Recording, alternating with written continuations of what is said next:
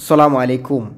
এখানে 2400 স্কোয়ার ফিটের মাঝে 4টা ইউনিট। আমি যদি বাইরের ডিজাইন দেখাই, আপনাদেরকে ভিতরের ডিজাইনটা দেখাই, তাহলে বুঝতে পারবেন যে আসলে ইউনিটগুলো কীভাবে করা হয়েছে। প্রত্যেকটা ইউনিটে হলো 2টা বেডরুম, 2টা বাথরুম, একটা ডাইনিং স্পেস, একটা কিচেন। তো বিল্ডিংটি আমরা শুরু করছিলাম প্রায় 17 সালে। দেখা যায় 7 থেকে 8 বছর কাজের রানিং। প্রথমে ছাদ ডালছি, 3টা ছাদ একসাথে। তারপর আস্তে আস্তে গাঁথুনির কাজটা করছি, প্লাস্টারের কাজ করছি। এখনও কিন্তু পুরোপুরি কাজ শেষ হয় নাই। তো এখন আশা করতেছি যে আপনার এই রঙের কাজ বা নিচের টাইলসের কাজ এগুলা সব শেষ হয়ে যাবে। সবসময় আমি বলি একটা কথা, যে কাজ আপনি যেইভাবেই করেন, 8 বছর আগের কাজ কিন্তু এখনও মানে অনেক সুন্দর দেখা যায়।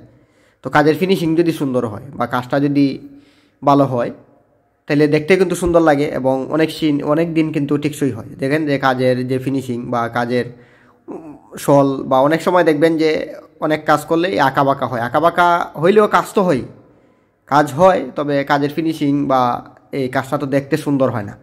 তো আমরা যেই কাজগুলো করি, আশা করি বা সবসময় চেষ্টা করি যে কাজের মধ্যে তো ভুল ত্রুটি থাকে, মানে ভুলের মাঝেই কাজ।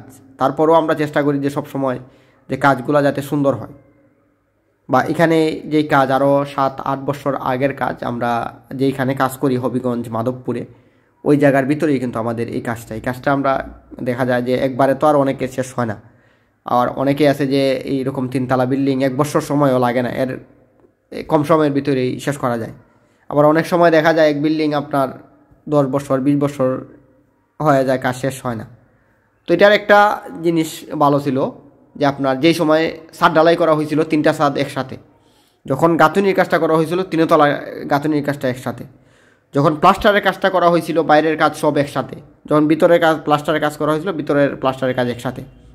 তো এখানে নিচতলায় 4টা ইউনিট, উপরের তলায় হইল 2 ইউনিট এবং মাজন সাহেব যেই ইউনিটে থাকবেন, মানে 2টা ইউনিট নিয়ে একটা ইউনিট করছেন, মানে 2টা ইউনিট নিয়ে একটা ইউনিট, 4টা বেডরুম, 3টা বাথরুম, একটা ডাইনিং স্পেস কাম ড্রয়িং রুম বা একটা কিচেন রুম।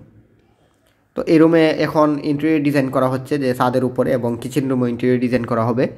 তো যখন এটা শেষ করা হবে ইনশাল্লাহ আমি আপনাদেরকে দেখাইলে বুঝতে পারবেন।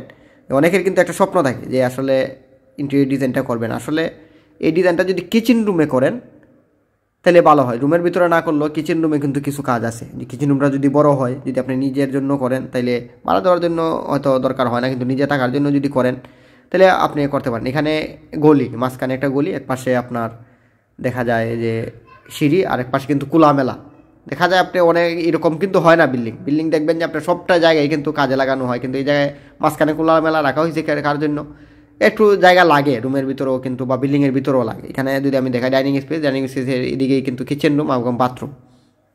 এটা হলো মাস্টার বেডটা হলো 12 feet by 12 feet, 12 feet by 12 feet এই মাস্টার বেড। একটা হইলো বারান্দা আর একটা হইলো বাথরুম, রুমের সাথে অ্যাটাচ বাথরুম। আর এখানে যেই আপনার রুমটা, এই রুমটা 15 ফিট লম্বা আর পাশে আছে 11 ফিট। এই রুমটা কিন্তু অনেক বড়, 11 ফিট আর 15 ফিট লম্বা রুমগুলো কিন্তু অনেক বড়। তো ধন্যবাদ সবাইকে, ভালো থাকবেন। নিয়মিত আমাদের ভিডিওগুলো দেখলে আইডিয়া